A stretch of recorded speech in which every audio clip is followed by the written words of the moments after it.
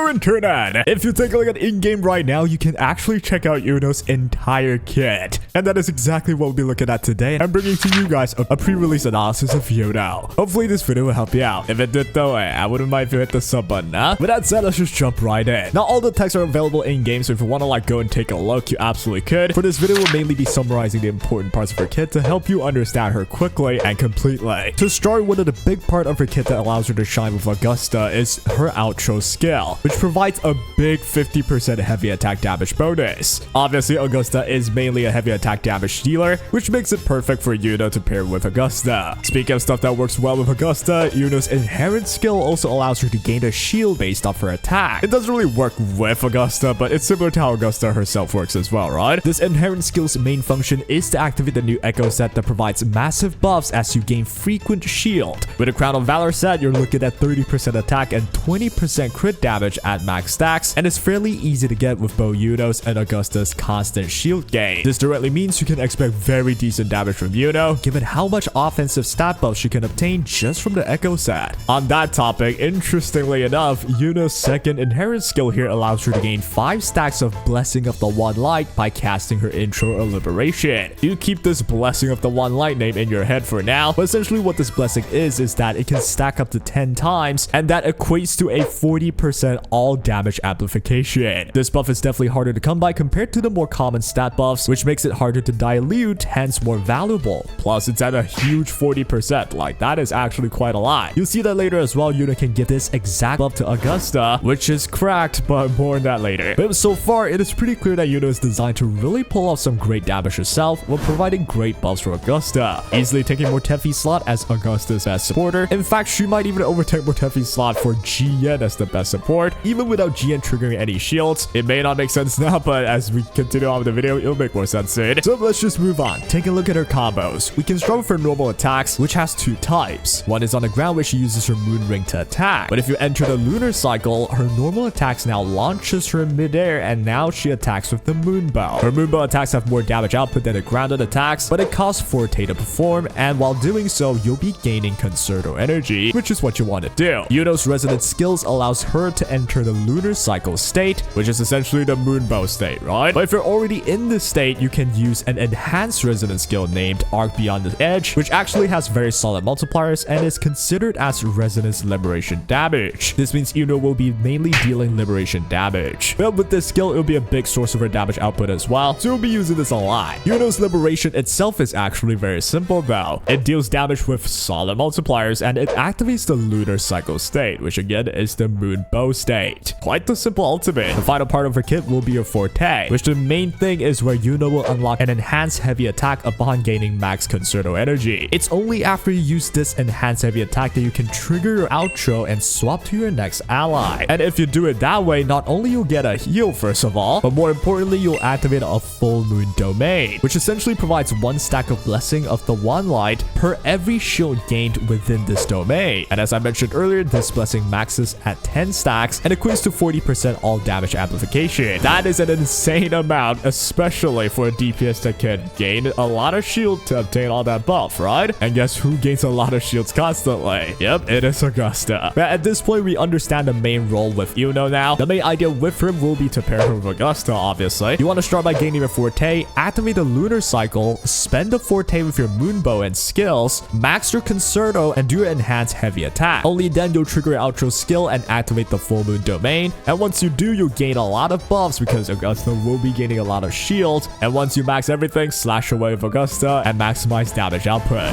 All of that while Iuno herself will bring in a lot of damage too. And that is the synergy between the moon and the sun of Wuthering Waves. Now that you understand her kit, let's take a look at more information with the Eidolons, since, well, it's right there. A quick summary here would be that E2 would be Iuno's big one, allowing anyone with maximum Blessing of the One Light to gain an extra 40% damage amp. So yep, a total of 80% for Augusta and and Iuno, your damage will very much skyrocket. Iuno's E3 seems very good for her own damage output, bringing her great multiplier increases, but that seems to be about it. So if you're not looking for her to be like doing too much damage at all and mostly relying on Augusta, you don't really have to go for the E3. But once you hit E6 though, it makes Iuno straight up a damage dealer. It's not even a challenge at that point, and you'll be nuking stuff to begin with before Augusta drops the second nuclear bomb. And those are all the information on the Eidolon. Understanding what she does, let's take a look at her build. The main echo you want to go for is going to be the cost for Lady of the Sea, which provides arrow damage and liberation damage, both exactly what Iuno deals as damage. As for the echo set, the new 3-piece Crown of Valor set will obviously be the best. Paired with the 2-piece Sarah Gale or 2-piece Lingering Tunes will be the go-to. As for the cost, the standard 4-3-3-1-1 setup will be what you want to do, with the main stat being crit damage on the cost 4, arrow damage or attack percent on cost 3, and attack percent on cost 1. It's very similar to how you would build Augusta, which is actually pretty interesting considering she's kind of like a sub-DPS support, but it seems we're just straight up building her as a damage dealer with this. So I'm excited to see her damage output, man. With the echoes out the way, let's take a look at her weapons. Her signature is obviously going to be the best. Alternatively, we're looking at Verity's Handle, which is surprisingly good for Iuno. Next up would be Blazing Justice or the classic standard 5-star Abyss Surges, but both of these are really not as good for Iuno specifically. It is there if you need it though. Moving on from the 5 stars will be the 4 stars, and it usually pretty much the 2 battle pass weapons in Aether Strike and Stoner, but you'll need them to be max deep though. With all that said, you've got a built up Iuno. Let's take a look at the teams that Iuno can perform good in. It seems the main team that this version is all about will definitely be Iuno, Augusta, and Shorekeeper/Farina. Iuno and Augusta are a match made in heaven. They both utilize shield gain as a source of buffs, which makes it so that this team is pretty much untouched. No one can really replace Iuno or Augusta to be better or even match each other as good as if you would just put these two together. While this is very good for people that really love Augusta like myself, this is also kind of questionable if you want to use Iuno in other teams, because there's not any other character that can really utilize the shield gain as fast as Augusta could to obtain the full buffs from Blessing of the One Light, and that is a big 40% all damage amplification. You really want to maximize that. But if you look beyond the ideal team, we can also see Iuno should suit GN quite well as well, just for the fact that GN mainly uses heavy attack damage. So yes, Iuno can still provide 50% heavy damage bonus, and that will help out GN. And in fact, based on just the numbers and what we're reading right now, Iuno herself, when well built, should be able to out DPS someone like Mortefi for GN by a long mile. This means in a GN team, even without the shield gain on GN, and you cannot get the maximum stacks of Blessing of the One Light on GN, Iuno can actually still be the best option for him, just off of the fact that Iuno does provide enough buffs to match Mortefi, if not do better. But one thing's for sure, her damage output is miles ahead of Mortefi. Well, that will be the ideal team and one alternative that I can think of. I'm sure there are others that can still work, but it will not really be ideal considering the lack of shield gain on any other characters. Even if any other characters does have shield gain, which is what Iuno really aids, is only when you get shields constantly. That means characters that just gain a shield once does not really gain too much value out of Iuno. This makes it pretty hard to have Iuno work in other teams, although for sure you can force it just wouldn't be as ideal. The question now is, will she be good with future characters? We've just seen the new drip marketing on Twitter. Yeah, maybe she's good with the new husband. I think his name was Chu Yuan. I kind of forgot. Well, who knows what would happen in the future though, that's the thing. Well, all things considered, Iuno's most certainly very usable and very strong with Augusta. You can expect Augusta's team with Iuno to be one of the top tier teams, though I doubt they'll just overtake Cartetia. If you're a person that didn't go for Augusta at all, that will be a rather awkward scenario where Iuno, yes, is good for GN, but they're far from being ideal given you're not maximizing Iuno's capabilities. And the only other option if you really want to get Iuno but you don't own Augusta for some reason is to hope that in the future some characters release that Iuno would really aid. But we have both certainly seen Wuwa release characters that's just really extremely strong in a certain archetype of teams. For example, with Lupa, she's exceptionally strong in a fusion based team, and we wouldn't really just use her with any other element unless you force it, and it not being ideal. But well, in the end though, do remember the game is not that hard enough where you cannot beat it unless you have the perfect setup. I do urge you to pull for whoever you love, and as long as the kit still makes sense, the team should still work out with decent investment. I know I'll be losing a kidney or two just to get Iuno, because she be looking like the best character, like probably the best drawn character I've ever seen, like anime included, and I'm an anime frog. I don't think I've seen anyone prettier than Iuno, on God. But yo, it is from the heart where I say Iuno looks wonderful, and I wish she was real. Well, to conclude on the video, should you be pulling for Iuno?